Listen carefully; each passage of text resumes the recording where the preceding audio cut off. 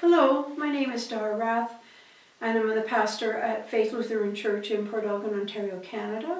And each week I bring you a story that takes about 5 minutes to watch. And this story this week is written by Bob Johnston, and it's a book called Sunset Musings. And I love this story. It's called The Family's Alpha. A few years ago, Maclean's magazine featured a rather shocking cover photo of a posed young boy in the middle of a snarling, angry meltdown. The accompanying article was provocatively entitled, "The Collapse of Parenting." This was also the title of a new book on family life by Dr. Leonard Sachs, a physician and psychologist who specializes in child development. Quoted along with other experts throughout the Maclean's article, Dr. Sachs raised some familiar alarm bells. Too many of today's children are being raised by anxious parents who are afraid to exert authority over their offspring.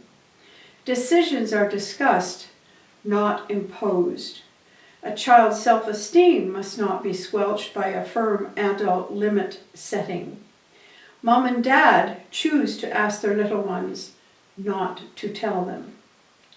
With this permissive approach, a boy or girl is left without the security and reassurance which comes from knowing an adult, not the child, is in control.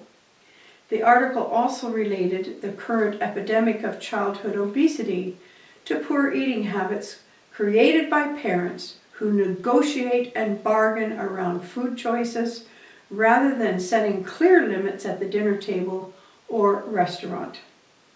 Some of these red flags are not being waved for the first time. I raised similar concerns in my book, From Toddler to Teen. What is new to me, however, was Dr. Sachs's perfectly coined term, alpha, to describe the parent who is prepared and equipped to fulfill the role of the pack leader in the home. In my opinion, many families wrongly seek to build a democracy. While children should be given a voice, they do not get a vote on most decisions. Letting little Johnny or Tammy choose their color of socks or flavor of potato chips can be a good practice for future decision making, but mom and dad should determine the bigger family choices. Unlike past generations, modern parents now wisely encourage a child to express his or her emotions. That freedom does not include the right to intimidate or verbally abuse the adult caregivers in the home.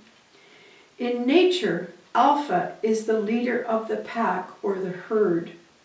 That wolf's dominance creates an atmosphere of trust and safety and security among the followers.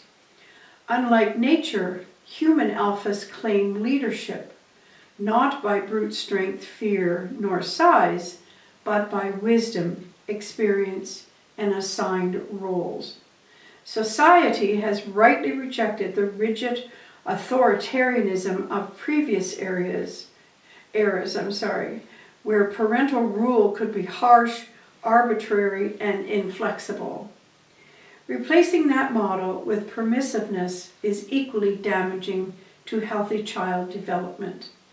The preferred approach, in my opinion, is an authoritative model where mom and dad are clearly and confidently acting as leaders of the family, but children are still listened to, respected, and encouraged to share ideas, opinions, and emotions.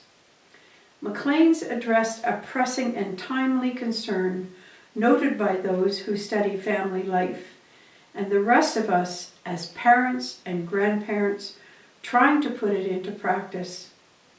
No one in a family benefits when the alpha is 8 years old. Well, I just love this story because I hear teachers complaining about students who are not being guided properly in the home or disciplined. I see it when we go into restaurants where children are in charge and misbehaving, and I just think that we really have to consider what's going on when a child cuts off the table legs in the dining room and the parents say, well, he was expressing himself. This is not acceptable in our society, and so I really appreciate the advice in this story by Bob Johnston.